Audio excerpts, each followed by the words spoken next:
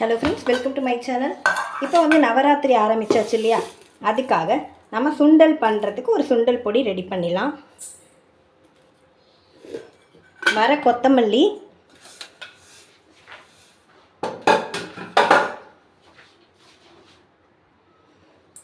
கடலைப்பருப்பு, மிளகாய் வத்தல். இது காரம் ரொம்ப ஜாஸ்தியாக இருக்கும், அதனால் கொஞ்சம் குறைவாக போட்டுருக்கேன்.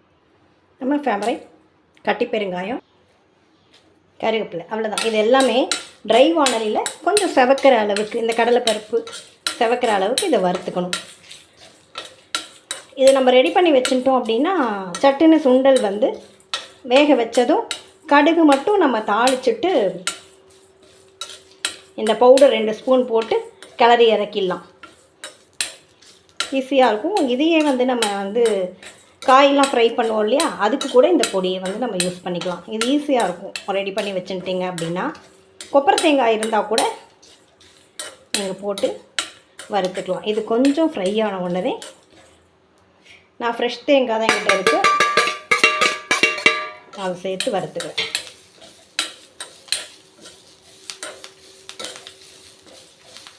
இது எல்லாமே சேர்த்து வறுத்துக்கலாம், நீங்கள் தனித்தனியாக வறுக்கணுங்கிற அவசியம் இல்லை.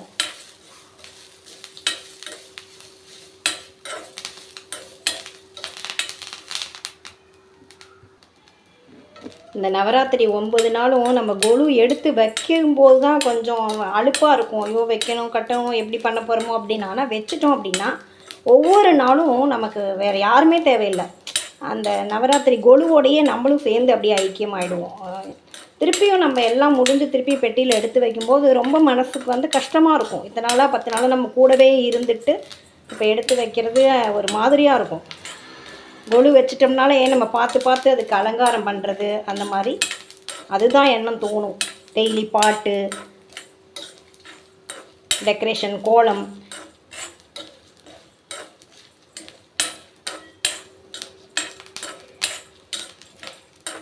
நம்ம மார்னிங் பால், அதுக்கப்புறம் நம்ம சுவாமிக்கு நைவேத்தியம் பண்ணுறது ஏதோ ஒன்று, சாதம், பச்சரிசி சாதம் வடிக்கிறவா பண்ணுவோம். புழுங்கல் அரிசி அதெல்லாம் வேண்டாம். அது மாதிரி சுண்டலில் வந்து ஆனியன் சேர்க்கக்கூடாது. தெரியாத வாழ்க்கை சொல்கிறேன், தெரிஞ்ச வாழ்க்கை நோ ப்ராப்ளம். அது மாதிரி என்ன சாப்பிட்றோமோ ஃப்ரூட்ஸ் எதுவாக இருந்தாலும் நைவேத்தியம் பண்ணணும். அவ்வளோதான். இது கலர் சேஞ்ச் ஆகிடுது இல்லையா? இப்போ நம்ம ஆஃப் பண்ணி இதை ஆற வச்சு குறைன்னு பொடி பண்ணிக்கலாம்.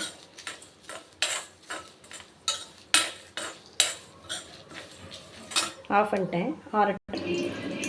இந்த மாதிரி குறைன்னு நைஸாக கூட அரைச்சிக்கலாம், பிரச்சனை இல்லை. குறைன்னு அரைச்சா நல்லாயிருக்கும். ஆயில் விட்டுக்கோங்க. லைட்டாக தேங்காய் எண்ணெயும் குக்கிங் ஆயிலும் விட்டுட்டா டேஸ்ட் இன்னுமே ஜாஸ்தியாக இருக்கும். நான் கடுகு ஜீரகமும் போட்டுருக்கேன். இஞ்சி, கருவேப்பிலை. வேறு நம்ம உளுத்தம்பருப்பு இதெல்லாம் இதில் போடணுங்கிற அவசியம் இல்லை. உங்களுக்கு தேவைப்பட்டது அப்படின்னா அந்த உடச்ச உளுத்தம்பருப்பு இருந்தால் நீங்கள் போட்டுக்கோங்க. நான் பொடி பண்ணும்போதே நம்ம வந்து காரம் அதெல்லாம் போட்டுட்டோம் இல்லையா, அதனால் தேவையில்லை. உங்களுக்கு டேஸ்ட்டுக்கு தேவைன்னா நீங்கள் போட்டுக்கோங்க. அதே டைமில் பெருமாளுக்கு நம்ம பண்ணுறோம் அப்படிங்கும்போது கண்டிப்பாக ஆனியன் போடாமல் பண்ணுங்க.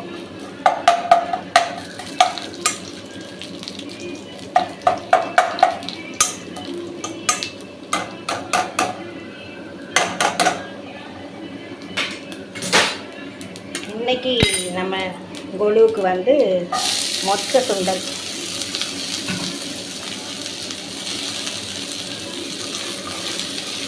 முதல் நாள் ராத்திரியே நம்ம ஊற வச்சிட்டோம்னா இன்றைக்கி 4 மணிக்கு இதை வேக வச்சோன்னா 4 விசில் குக்கரில் விட்டால் போதும்.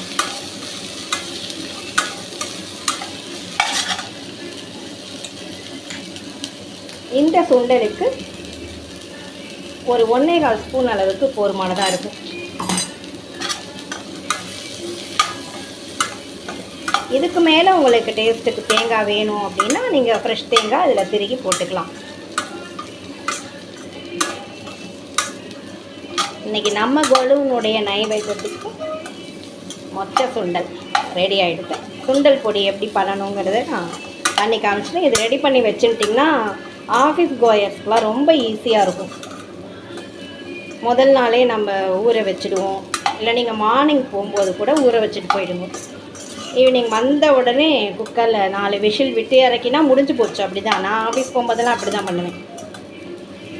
5:30க்கு ஆஃபீஸ் முடியும், எப்படி 6 ஆகிடும். வந்து இந்த மாதிரி குக்கரில் வேக வச்சிட்டோம்னா ரெடி ஆகிடும். தேங்க்யூ வாட்சிங். Thank you friends.